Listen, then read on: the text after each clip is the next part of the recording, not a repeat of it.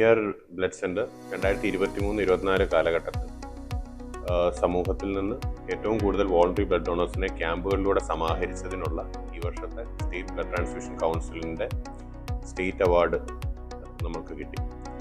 അപ്പോൾ ഇത് ബേസിക്കലി കഴിഞ്ഞൊരു 3 വർഷമായിട്ട് MBR blood transfusion service network എന്നൊരു സിസ്റ്റം ഉണ്ടാക്കുകയും ബ്ലഡ് ലോജിസ്റ്റിക്സിലൂടെ എന്ന് വെച്ചാൽ ആവശ്യമുള്ള ഹോസ്പിറ്റലുകൾക്ക് ആവശ്യമുള്ള കോമ്പണൻസ് നമ്മളുടെ തന്നെ ബ്ലഡ് ലോജിസ്റ്റിക്സിലൂടെ എത്തിച്ചു കൊടുക്കുന്ന ഒരു സമ്പ്രദായമായിരുന്നു നമ്മൾ ഈ കുറച്ച് നാളായിട്ട് ഡെവലപ്പ് ചെയ്തുകൊണ്ടിരുന്നത്.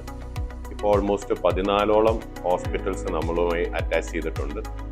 വേറെയും ഒരു 10ഓളം ഹോസ്പിറ്റലിൽ നിന്ന് റെഗുലറായിട്ട് വന്ന് നമ്മളുടെ MBR ബ്ലഡ് സെൻ്ററിൽ നിന്ന് ബ്ലഡ് എടുത്തുകൊണ്ട് പോകാറുണ്ട് ഓരോരോ പേഷ്യൻസിൻ്റെ ആവശ്യത്തിനായിട്ട്. നമുക്ക് at the moment 23 type of blood കോമ്പണൻസിൻ്റെയും പ്രൊസീജിയേഴ്സിൻ്റെയും ലൈസൻസ്, സെൻട്രൽ ഗവൺമെൻറ് ലൈസൻസ് നമുക്കുണ്ട്. വളരെ കുറച്ച് സെൻറ്ററുകൾക്ക് മാത്രമേ മൊത്തം കൺസിഡർ ചെയ്യുമ്പോഴത്തേക്കിന് ഇത്രയും ലൈസൻസ് ഉള്ളതെന്ന് ഞാൻ മനസ്സിലാക്കിയിരിക്കുന്നത്. കേരളത്തിൽ വേറെ ഇല്ല എന്ന് തന്നെയാണ് എനിക്ക് തോന്നുന്നത്.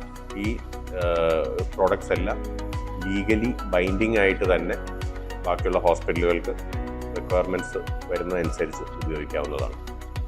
Thank you.